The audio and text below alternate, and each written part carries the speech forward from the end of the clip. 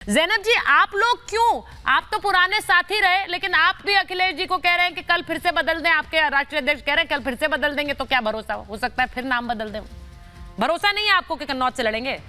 देखिए, सच्चाई ये है कि आरएलडी ने जब सपा के साथ गठबंधन छोड़ा तो हमारा प्रथम कारण यही था कि जो अस्पष्टता हमें उनकी दृष्टि में नजर आती है सपा की, जो उनकी विजन में एक कंफ्यूजन है, क्योंकि आज बोलते थे ये प्रत्याशी होगा, कल बोलते थे नहीं नहीं ये नहीं होगा, एक को सिंबल पकड़ा देते थे, एक को बोलते थे नहीं आप बन रहे हैं, तो इतना कंफ्यूजन था हमारे साथ भी। जब हम डिसाइड कर रहे थे कि सीट शेयरिंग कैसे होगी, तो ये बातें हमने बहुत कर चुके हैं पहले डिबेट्स में भी, लेकिन मैं फिर से रिमाइंड करना चाहती हूँ कि हमारे साथ भी जब सीट शेयरिंग की बात चल रही थी तो इतना कंफ्यूजन था, और ये कंफ्यूजन भी था कि हमारा प्रत्याशी होगा, आपका सिंबल होगा, बिकॉज बहुत सारी सीटों में कॉन्फिडेंट नहीं थे।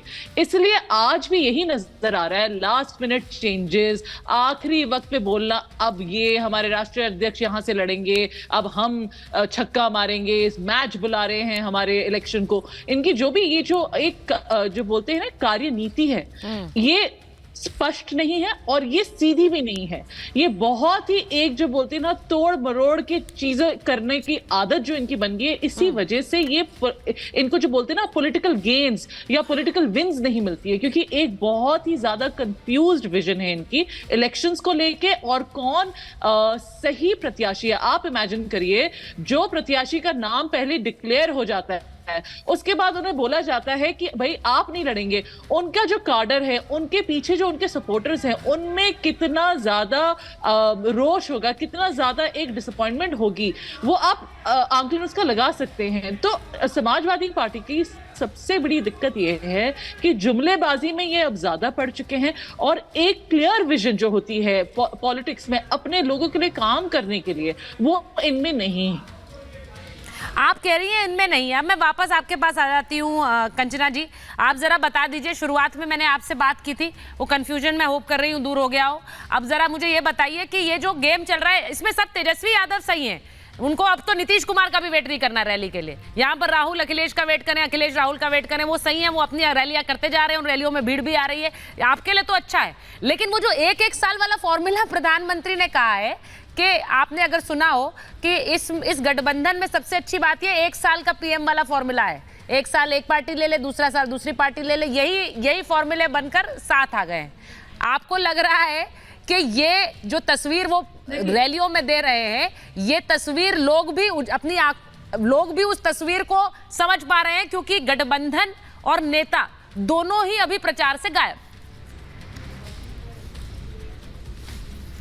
देखिए, यही कहते हुए कि 1 साल का प्रधानमंत्री होगा, प्रधानमंत्री नरेंद्र मोदी जी अपने हार को स्वीकार कर लिए हैं। उनको पता चल गया है कि वो हारने वाले हैं और इंडिया अलायंस की सरकार बनने वाली है। उसके लिए प्रधानमंत्री नरेंद्र मोदी जी को बहुत बहुत शुक्रिया कि वो अभी से मान चुके हैं। अभी तो 6 चरण है, कल तो दूसरा चरण है, 5 चरण का और इंतजार कर ले। खैर, और दूसरी बात, अभी सभा पे बहुत बात हो रही है कि ज्वाइंट रैली नहीं हो रही है, उनकी नहीं हो रही, उनकी नहीं हो रही है। मैं पूछना चाह रही हूँ कि 5 कैंडिडेट जो कल बिहार में चुनाव होगा, 5 के 5 जदयू के हैं, तो बताइए प्रधानमंत्री नरेंद्र मोदी जी एक बार भी जदयू के कैंडिडेट के लिए प्रचार करने गए? पूर्णिया के लिए प्रचार करने गए हुए थे, वो भी जब पहले चरण का मतदान था उसके पहले ही, लेकिन इस बीच नहीं गए हैं। उनको जदयू के कैंडिडेट के लिए समय क्यों नहीं मिला? आप देख लीजिए कि अलायंस कैसे चल रहा है बिहार में इनका। और दूसरी बात, मैं आरएलडी के भी प्रवक्ता से पूछना चाह रही हूँ, आप विजन मिशन न जाने बड़े बड़े शब्द इस्तेमाल कर रहे हैं, तो आप भी बता दीजिए कि 1-2 बार अगर मंच पे आने के बाद क्यों जयंत चौधरी जी को साइड कर दिया गया?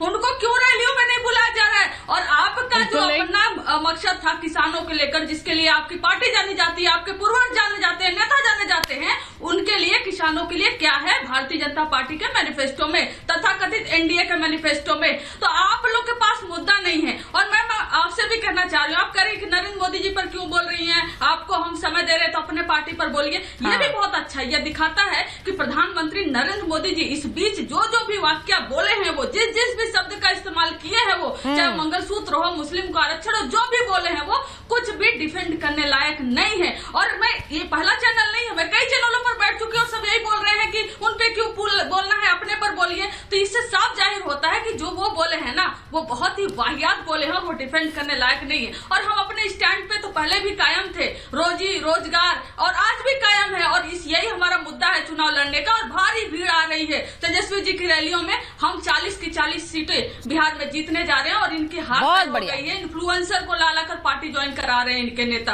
और उसको कामयाबी अपनी बता रहे हैं। बहुत बढ़िया है, आप 40 दिला रही हैं।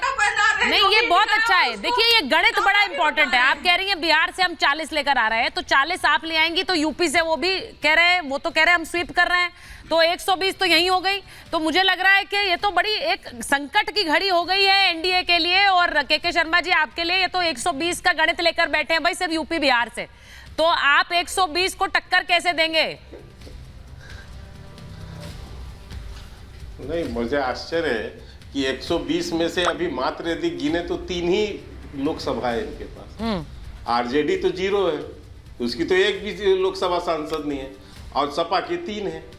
तो 120 में जिसकी आज स्थिति 3 सीट की हो, वो 120 सीट जीतने का ख्वाब देख रहा है यहाँ पर और वादे कर रहा है। तो ये बतौलेबाजी से ज्यादा क्या है? दुनिया समझ सकती है, हंस सकती है केवल इनके ख्वाबों पर। लेकिन मैं अभी एक सुन रहा था अपने जार साहब को।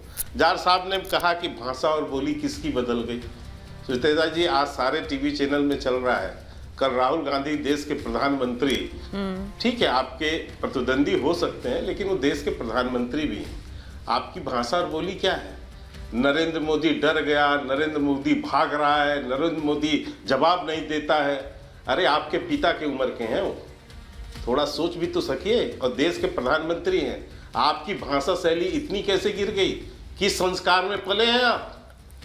यही संस्कार दिया था आपके घर वालों ने, तो वह अपना संस्कार दिखा रहे हैं, अपना स्तर दिखा रहे हैं कि देश के प्रधानमंत्री को राहुल गांधी इस तरह संबोधित कर रहे हैं। प्रधानमंत्री ने खुद भी अपनी रैली में बोला उसके बारे में, उससे उसका स्पष्टीकरण ले लेंगे, लेकिन पहले तो आप 120 पर बताइए। हाँ, आज उसका उल्लेख किया है।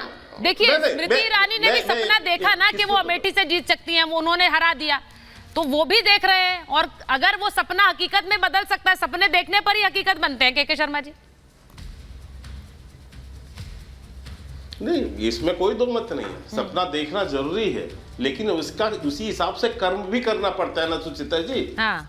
अमेठी से हारने के बाद राहुल गांधी कितनी बार अमेठी गए हैं?